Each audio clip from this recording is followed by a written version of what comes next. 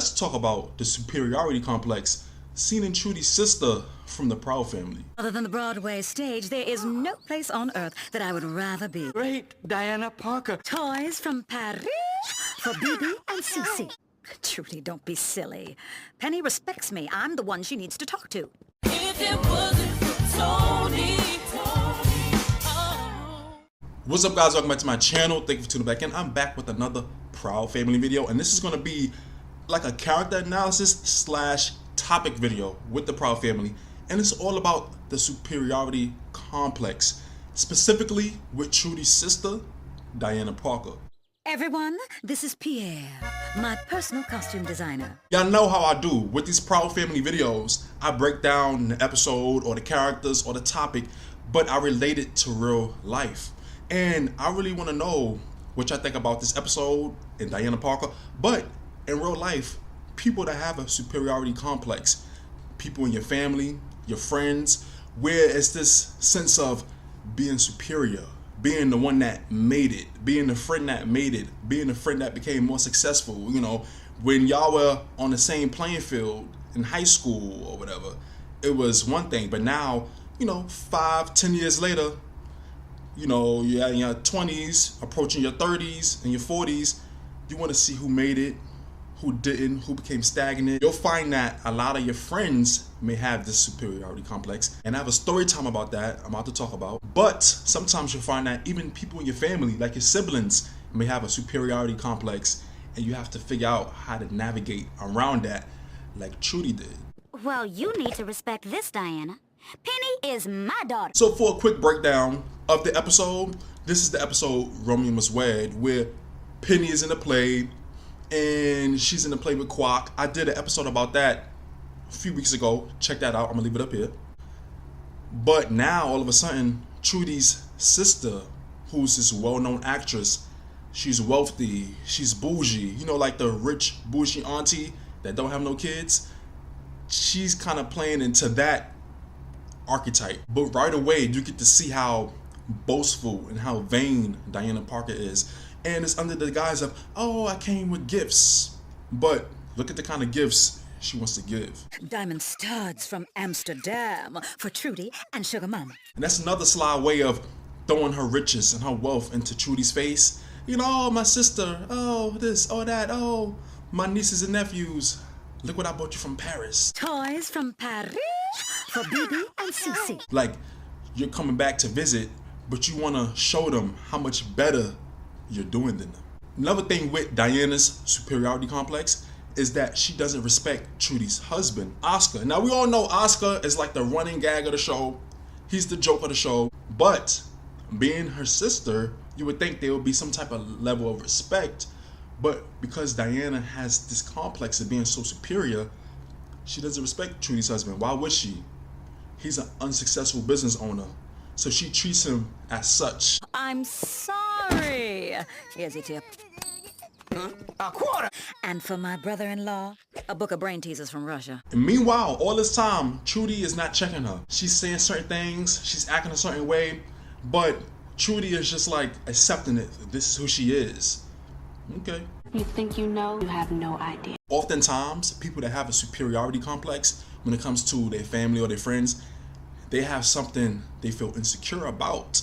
Now, it wasn't really revealed in this episode, but I kind of got a hint of what it was. We'll talk about that when we get closer to the end. We get to see more of Diana's superior and pompous attitude when she goes to visit Penny in her school auditorium while she's rehearsing for the play. And even the drama teacher is like, oh, Miss Diana Parker. Thank you. and Diana, being how she is, falls right in line of the, like, okay, yes, praise me, yup, I'm here, da-da, da-da.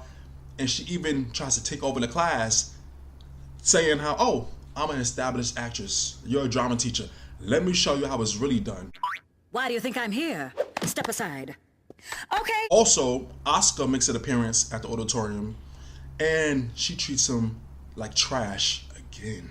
Moose, Rocco, please remove my buffoon. She's high-key telling Oscar and just showing how she doesn't think Oscar is worthy of her respect, you know? Because Just say, for example, Oscar was a successful business owner and Trudy was more well off to do. They're doing well, but not at the same level as her. And they lived in a nice fancy house. The whole attitude, the whole approach would have been different. You know how you see in these movies and TV shows, how they do like the two cheek kiss, that type of thing? She would have did that with him, but because Trudy is the breadwinner of the household, Oscar is the buffoon, as she calls him, she doesn't think that he's worthy of that respect. And even, I forgot to mention, look how she's dressed. Look how she walks around in that nice fur coat with those boots. And this is the thing, there's nothing wrong with that. If you have the money, you have the riches, you have the wealth, wear what you want, buy what you want. You can even act how you want, right? But there's ways of showing how successful you have become or how successful you are without throwing it into people's face, acting pompous, acting pretentious, acting like everything or everybody else is beneath you. One of the main parts of this episode is the whole dress situation, right? Trudy is at home with Sugar Mama helping to put together a dress for Penny to wear in the play. Just a couple more seconds, Sugar Mama. Penny is gonna be so surprised when she sees this. She's taking her time with it. You know, Sugar Mama's the model, and they really putting their effort into this. Here comes Diane all of a sudden with this dress from Paris, with one of her stylists from Paris, and she just takes over the whole situation. It's, oh, this is the dress Penny gonna wear. What dress? You know, the dress I'm gonna wear is Juliet. But, Penny... Ooh, don't get upset, little sister. Look at this, Mama! Isn't this the most incredible dress you've ever seen? Even with that attitude that Diana has towards Trudy, even Sugar Mama questions her like, why you let her treat you like that? Why'd you let Diana run all over you like that? Oh, Sugar Mama, she means well. Down like that, okay? And this is where I'm going to talk about real life. Don't let anybody make you feel less than. You know, we should be happy that our friends or our family or whoever makes it. You know, it should be a celebration. But sometimes the ones that make it or that seem to have made it, they don't always seem humble.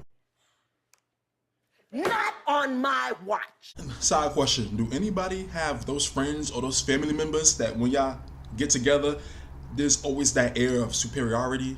You know, like I talked about in the Thanksgiving episode. Do y'all have that in y'all family? I also liked how this episode was framed around Trudy's perspective. It was like, wow, for so many episodes, for so long, you would think that Trudy had it all together. She did have it all together. She was the breadwinner. She had control of the house, but she just let Diana come in with her superior attitude and try to take over and try to act like she knew what was best for Penny. And it got to the point where Trudy had to be like, wait a minute, hold on. This is seen specifically when Penny gets upset about the whole situation with Quad and his parents trying to make him get married, and she doesn't want to do the play anymore. She's upstairs in her room crying. Now Diana's like, let me talk to her. Trudy's like, no, I got it. She's my daughter. And Diana dismisses her. No, Diana. Trudy, don't be silly. Penny respects me. I'm the one she needs to talk to. And she just had this attitude of, yeah, Trudy, you her mother, but this is me we're talking about. You know, I'm the famous actress. I'm superior. I've done more than you. She's going to respect me better than you. Look how far I got in life. I was like, sometimes people really think about you like that. You know, they drop little hints and clues with certain things they say, certain ways they act. This is what makes Trudy finally snap, and she tells Diana off like she been was supposed to. Well, you need to respect this, Diana.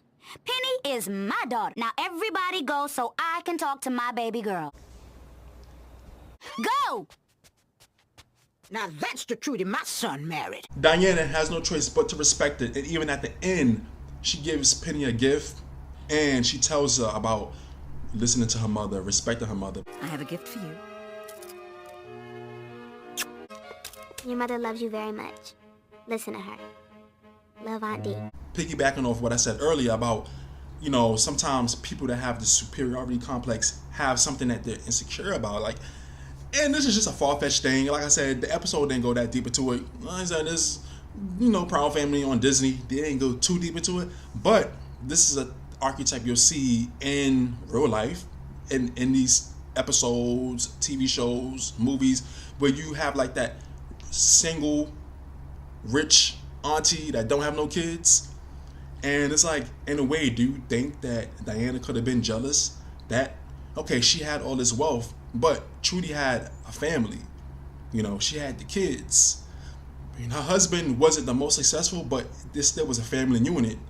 And Diana is just visiting, like, you know, trying to throw them gifts and, oh, look at me, look at my fur coats, look at my boots, look at this dress from Paris. But it's like, where are your kids? Where's your husband? I know not everybody, not every woman wants kids. Not every woman has to be with a husband or be in a relationship, right? But sometimes because of that, you know, they may overcompensate with, look how much I have, when they really might want something else that the people they looking down on have. And that's really all I have to say about Diana and her superiority complex and the way Trudy had to navigate around that, especially when it came to how she dealt with Penny. But going back into real life, like I said, a lot of your friends, right? And I have a story I'm about to tell y'all. Sometimes you'll find like hidden motives or hidden intentions. Like, did you really want to meet with me? Or did you want to see if I was doing better than you? Or if you're doing better than me? Because I'm going to tell y'all, I recently had a situation where I reconnected with a friend from high school. And mind you, this is like 11 years after we graduated. And we always kept in touch through social media. You know, we gave each other, you know, birthday messages, this and that. Oh, Merry Christmas, Thanksgiving, da-da-da. But we finally decided to, let's reconnect. And we went out, da-da-da, went to the bar, blah, blah. And at first, things were going good. But then when we went to the bar, we started just talking about life and then what we were doing and things in general. I noticed it was like a switch. And I was like, wow, did you really want to reconnect with me? Or did you want to see who was doing better in life? I would like to see it. You know, that's another thing where you have friends that want to make sure you're not doing better than them. Or they want to make sure they're doing better than you so they can feel some type of superiority over you. You know, I'm not going to go too deep into it. That was really the gist of like why I brought that up. Because I was like, the whole time we sitting there talking, and I was like, oh, you know, how somebody, oh, how's life? How you doing? Or what you doing? I'm like, oh, you know, like my regular job. And then I was talking about my YouTube channel and like, oh, how, you know, I don't have the biggest YouTube channel, but from where I started to where I am now, you know, YouTube is hit or miss. Some of your videos, the algorithm really pushes. Some of the videos flop. It is what it is. But you could tell it was just like, it became like a business meeting almost, like, oh, you should be doing this, you should be doing that. Do you have this? Do you have that? Da, da, da, da, da, da. And I was like, oh my God. All this time you telling me what I should be doing for my YouTube channel and this and that. You didn't even congratulate me on having like over 7 million views, you know, congratulate me on building up my platform from scratch. You know, this is not the easiest thing. Anybody that does YouTube or wants to start their own business, it's not the easiest thing. So when you tell people or tell your friends about your endeavors, right? And they start, what about this, what about that? And you trying to give me all this negative feedback and you don't even congratulate me on how far I've come.